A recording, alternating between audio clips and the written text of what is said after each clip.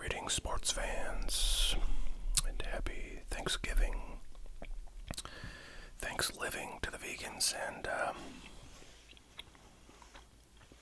I feel like isn't there an alternate holiday for like Thanksgiving? You know, because like, isn't it like true that like Thanksgiving was a like terrible isn't that when like the colonists I'm sort of embarrassed that I don't know this, but I feel like most people, have forgotten everything they learned about, like the colonial history of our country. I should say the United States, because probably a lot of people, or some people watching this are not from the United States, so when I say our country, it's like, what are you talking about, dude? I live in England. Although it is a little bit of your history too. Anyways, I was just about to say, what was I going to say? Yeah, I feel like it wasn't like Thanksgiving actually, like one of those times when like we gave blankets that had smallpox in them to like Native Americans, and then like a bunch of them died because of that, and I can't remember if that was like intentional or unintentional. I gotta go read Howard Zinn's People's History of the United States again to refresh myself. Anyways, I hope you're doing well, and yeah, it's been a while since I have done a video. I've been doing a lot of content on my new Pokemon channel called Poke Relaxing. Link in the description. Please check that out if you're interested in Pokemon content. But yeah, on the sports card front, trying to think what I have been keeping my eyes peeled on, like, deals, like Black Friday stuff, and occasionally I've been tempted, but nothing like too serious, honestly. And then it's funny, I was watching, so there's a YouTuber, a sports card YouTuber called Neo Cards and Comics, and he actually did a video on like the Pokemon market and the phenomenon it's experiencing right now, and it had me sort of thinking a lot of thoughts about the relationship between Pokemon and sports cards, which I do think about a lot. I feel like I want to do a compare and contrast kind of analysis. But for today, we're just going to open some crappy cards that, will be a waste of money, as we usually do. This is 2015 Contenders NFL. There is one. Oh, interesting. So it looks like back in 2015, there was a guaranteed mem card hit. I think in most of the Contenders products from the last several years at least. It's one auto or memorabilia card, and it's kind of understood that it's basically like, I don't know, 80 to 90% likely to be a memorabilia card, but 1 out of 10 boxes maybe will give you an auto. But back then, I guess they just said, you're getting a mem card. Take it or leave it. Yeah. So I really don't know who the big rookies out of this stuff are. Usually they do put the rookies on the outside, but I don't know if all these guys were rookies back then. And I mean, I've heard of Jameis Winston and Marcus Mariota, neither of which I think, and I've heard of Todd Gurley, but I don't think anybody of those names has really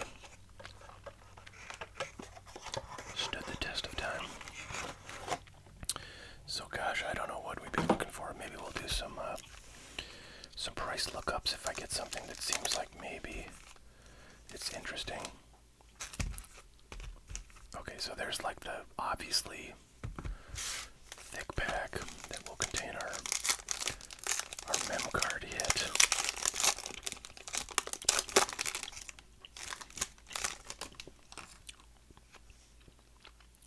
Gridiron.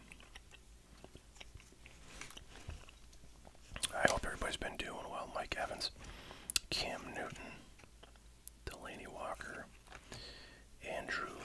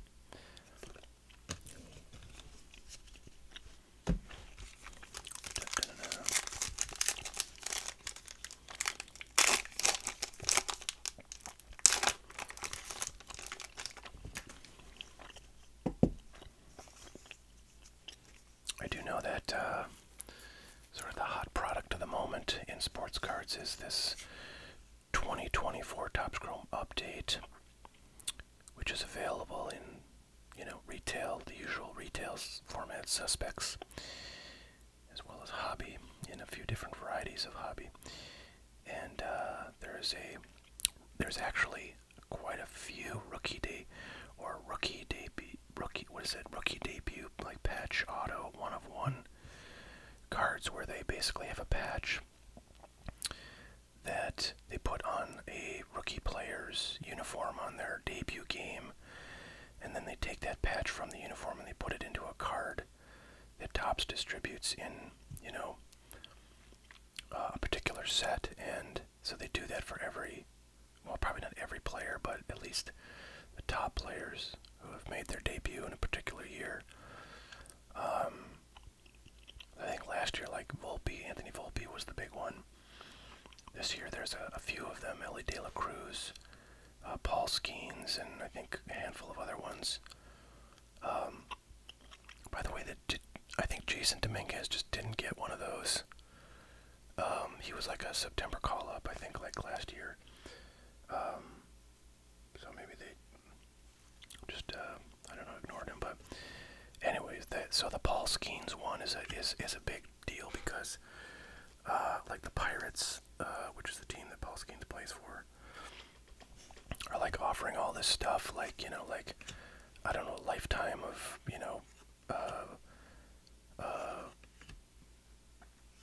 season tickets for like behind the, wow, look at that, for behind the home plate, area, the choice seating in the stadium, which is kind of funny because, like, you'd really have to be a Pirates fan to want anything to do with that. I probably would not.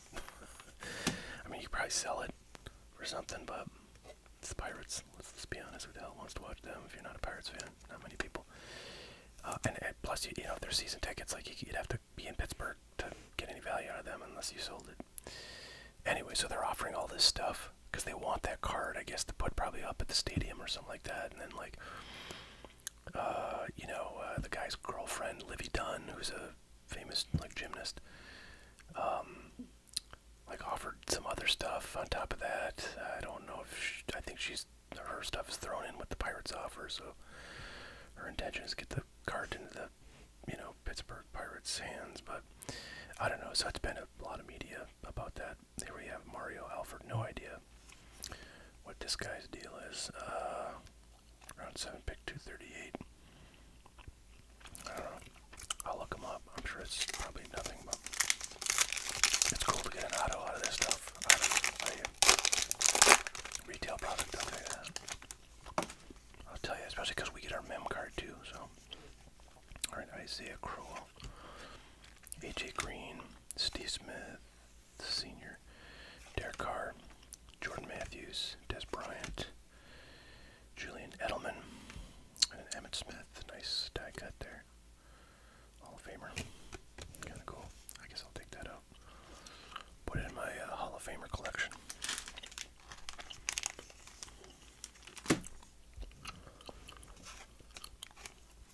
Boom. We're down to our last pack, folks. Last pack. Pulling a rookie auto patch. No, not auto patch, rookie patch.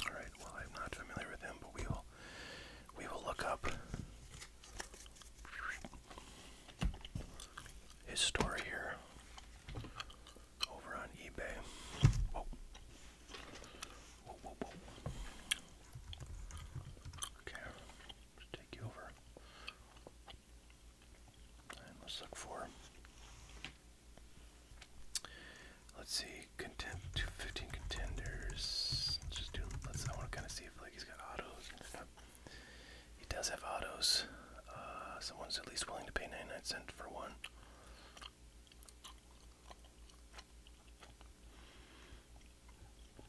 Let's get that sold.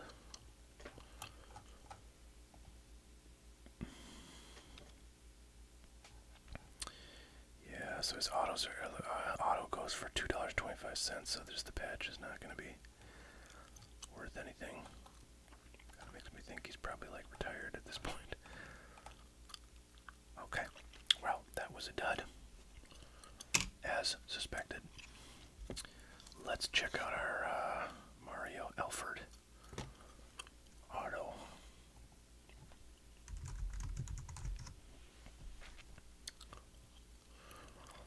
Well, not terrible. That's $5, and it's not a number one. This one, as you will recall, is number 2, $1.99. So it's actually it's neither of these photos. Yeah, neither of these photos. It's an auto variation SSP. Okay. Wow. Yeah, not a lot. Okay. All right. So that's the card. $2 plus 69 cents shipping back in September. But nobody with this exact card, although I'm seeing some Prism autos for $2-3. So yeah, probably a $4 card if I'm lucky. So yeah, kind of a bummer. Kind of a bummer. But I bet back in 2015 I probably would have been pretty psyched about that box. You know, we get a rookie patch and you got a rookie auto. So what can you say? Alright folks, I think that's all we got for today. I do have some more of the kind of older football, like retail blaster boxes and like, I don't know, some slightly like sort of mega box type stuff that I'm still planning to get through on video. So check it out. I'll probably want to do some like cheap hockey. I've got some, I think 2021 what's the what do they call it? Metal Universe, like blaster boxes that I might want to open one or two of, even though there's really nothing of much of value in there. But I don't know if I've ever opened any of that product, at least not from 2021. So it could be fun, and I don't really have any other like hockey to get into. I haven't bought any 2024 hockey stuff yet. I have no idea who the rookies are in like Upper Deck, so I'd have to do a little research on that. But hope you guys are all doing well. And yeah, I don't know. I keep thinking maybe I should just do like live streams at random times again. I did that for like, was that like a week? I did that. Or was that, maybe it was like longer. Was it like a month that I do that? I can't believe I did that for a month. But maybe it was. But anyways, I don't know. Yeah, I kind of think like I'll just hop on and ramble, talk to commenters, see if anybody wants to do, you know, some rip and ships type stuff, and you know, see if we can talk about interesting things that way. All right, folks. Hope you're doing well. We'll catch y'all next time. You have a great one. Bye now. Greetings, sports fans. ASMR Sports back in your business. Today we go back to a time when things were more simple. There's only a handful of sets for any particular sport. Cards were probably like $1 to $2 per pack. There was no serial numbers. Oh man, this has like tape on it, I think.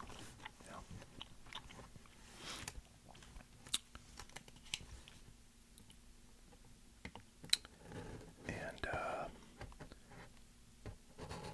the rookies that you got in packs that you open actually had value. And base cards of veterans were just as desirable. Well, maybe not just, but like 80%.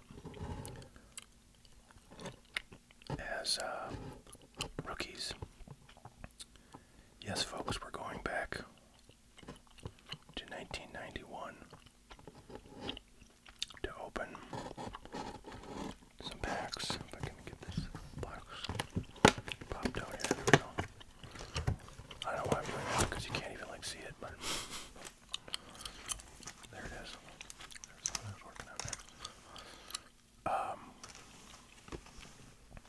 1991 Upper Deck Basketball Inaugural Edition. The first year they made Upper Deck basketball cards. Can you believe it? This box, let's see, it has a sticker price of $75 at my local antique mall, which I really got to get out and do a video on with my new camera.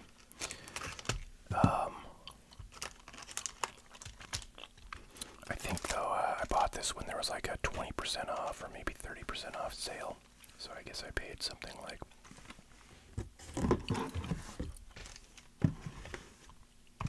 time for some calculator ASMR. Probably paid about $60 for that. I feel like that's still too expensive, but who knows?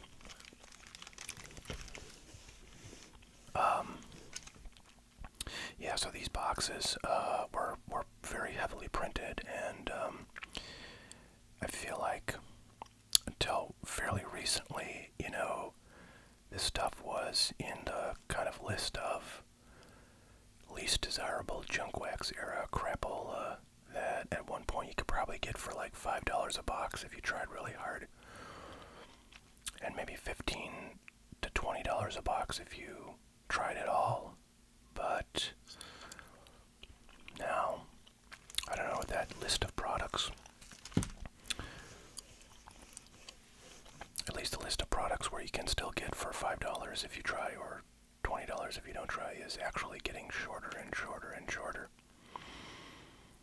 It's kind of crazy because things like 1990 Topps baseball cards, which used to be like the most worst, like crappiest set on earth in terms of market value and demand. Now those boxes are like $50 or $60 a piece, mostly because people think you can get the rare no name on front Frank Thomas rookie card out of those, which, you know, like theoretically you can, but theoretically you can also buy scratch tickets at Walmart and win $1 million. So the fact that those have gone up in value is kind of insane to me, but they have in lots of other products like that. It's funny, 1990 Fleer football right now is going for like $40 a box because all of a sudden the hobby has decided that an insert set that is in those boxes called Pro Visions, which actually is a cool looking set. It's basically like, you know, like painted images of like star players, like, you know, flying into the moon or, you know, doing other weird stuff. But they do look pretty cool. And, you know, again, that product is about as overprinted as it gets. And for many years, you know, you could get those boxes for $5 relatively easily. Unfortunately, I didn't get any because nobody wanted them and they just take up space, kind of thing. So I never really, you know, sought any of those out. I have a couple of them just because I bought, you know, like large lots of unopened wax boxes, and they've been in there amongst many others.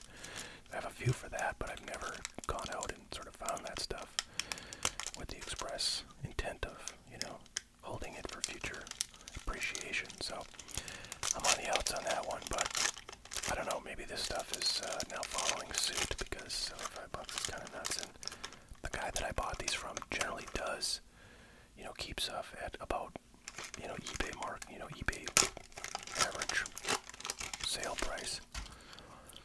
So, yeah, it's crazy.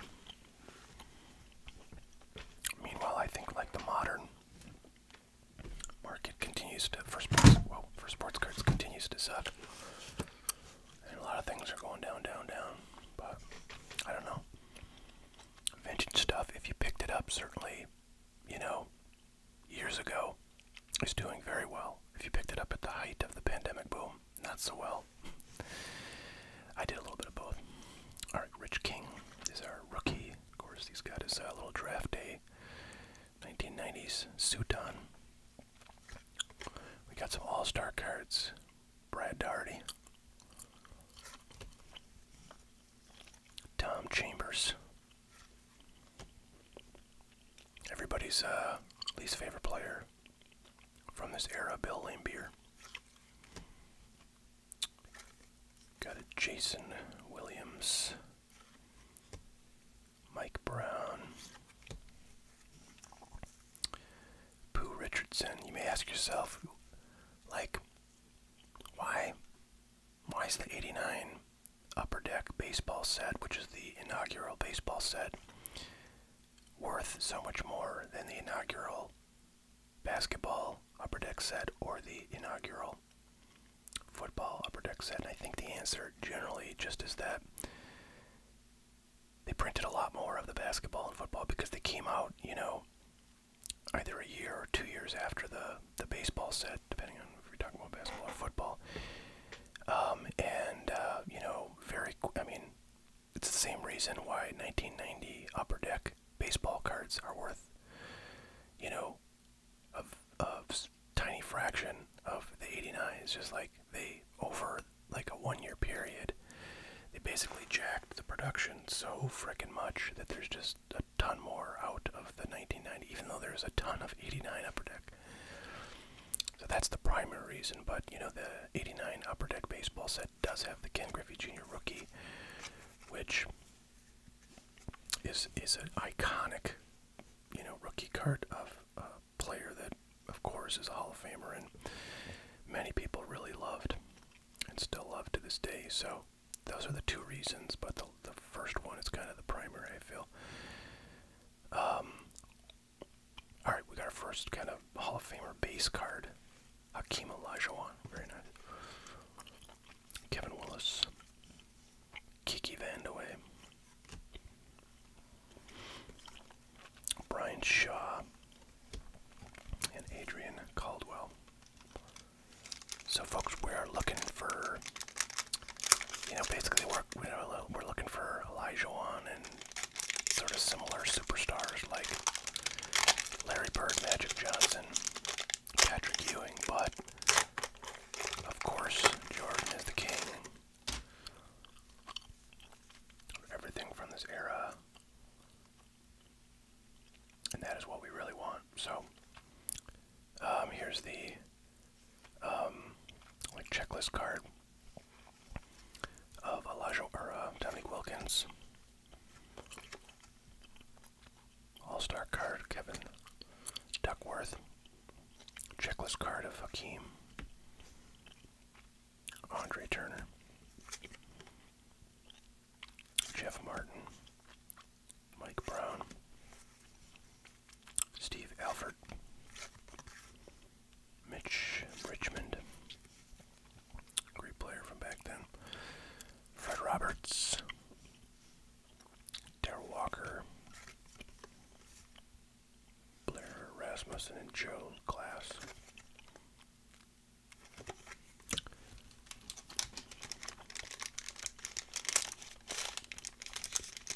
So before this year of 1991,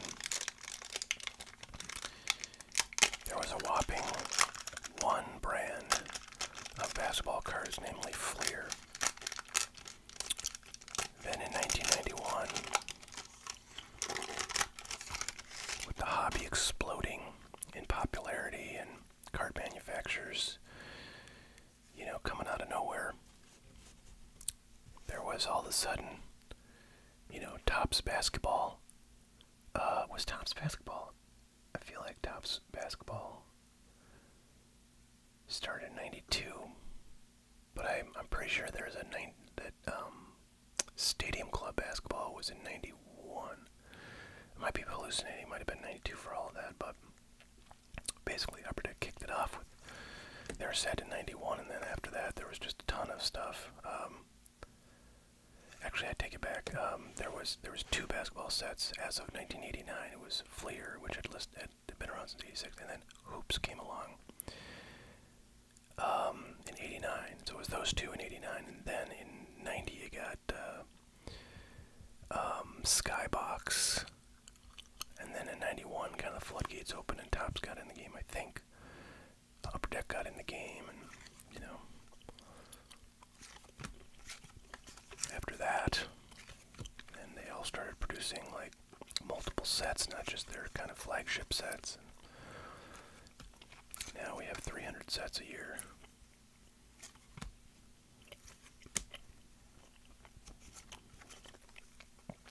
This will be your daily reminder of my new Pokemon Softly Spoken ASMR channel over at Poke Relaxing, link in the description.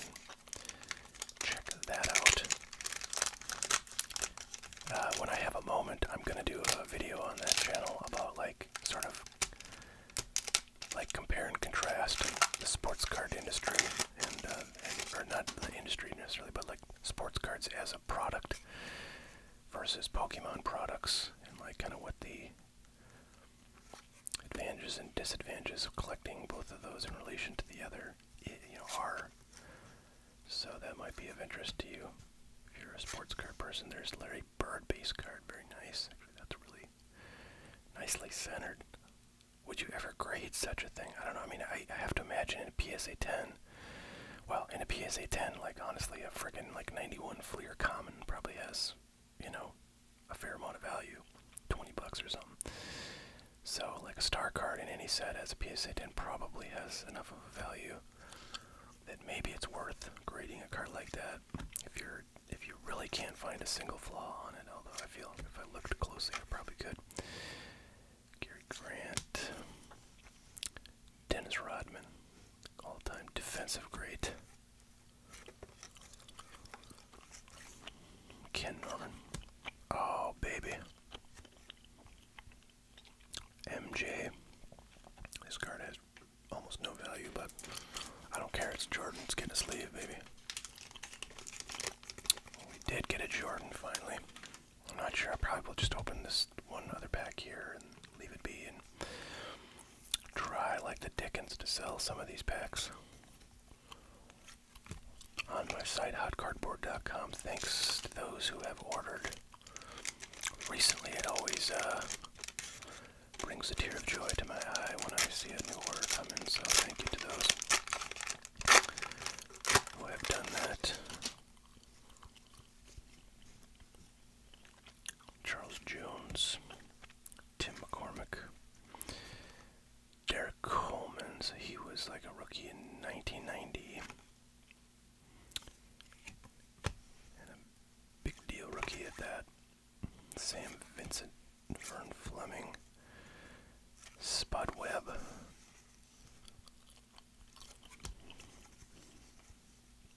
Delaney Rudd,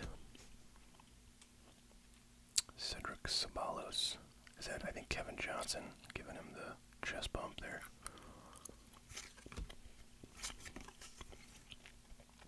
Blue Edwards. Did we get? Yeah, I think we already got the Dominique checklist. John Turner rookie. And a double rookie. I mean, I don't know who either of these guys are. And they're not going to tell me. But I presume they're the two guys on this list who play for the Hawks, so it's probably Steve Smith. And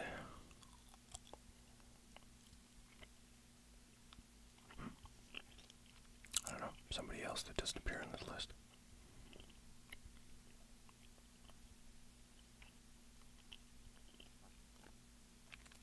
Oh, wait a minute.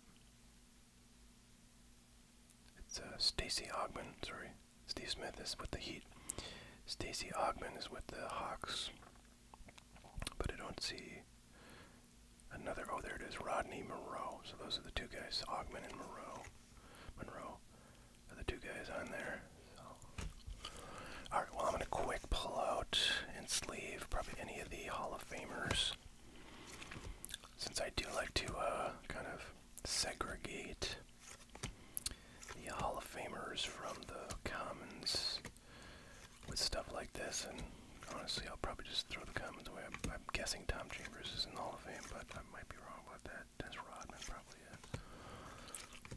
I'm not entirely sure who's in the Hall of Fame for like basketball or football, but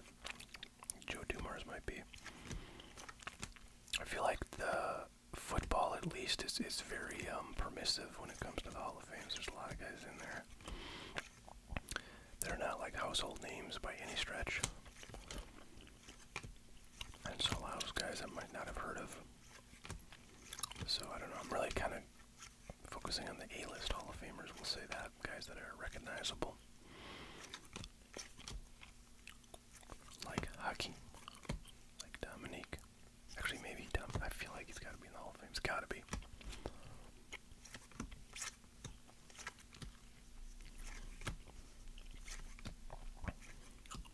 I feel like Dominique was like, this is just my sort of like impression, but I might be totally wrong, but I feel like he was always like second in scoring to Jordan each year, like in points per game. Which, you know, if you do that a few years in a row, it's like hard to argue you're not a amazeballs player. But I also think he got a lot of attention because he was like a very showy, flashy, slam dunker type player. I think he competed in several slam dunk contests. I don't know if he won any one of those. I'm guessing maybe he won at least one.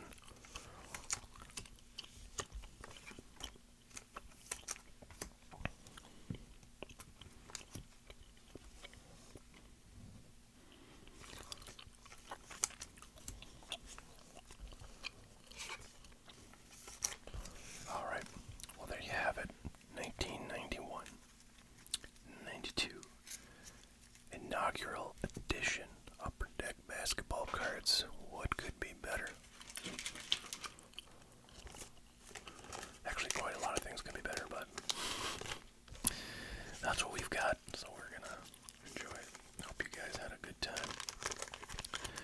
Hope everybody's doing well out there, enjoying your life